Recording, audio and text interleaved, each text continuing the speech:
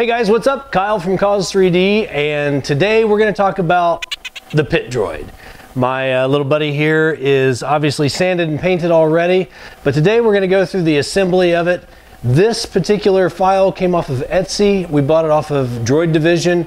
It's got some fantastic files over there. I was a little skeptical when I first got it because I wasn't sure what I was getting into. I've done some big builds, but I've never done a pit droid. I know nothing really about the pit droids other than the 90 seconds that they were in episode 1 or something, and a couple times in The Mandalorian. But I gotta say, this guy really thought of everything. He did a great job, and we'll link down in the description where you can buy those files if you want to print them yourself. We'll get right into the assembly of this bad boy. Here we go.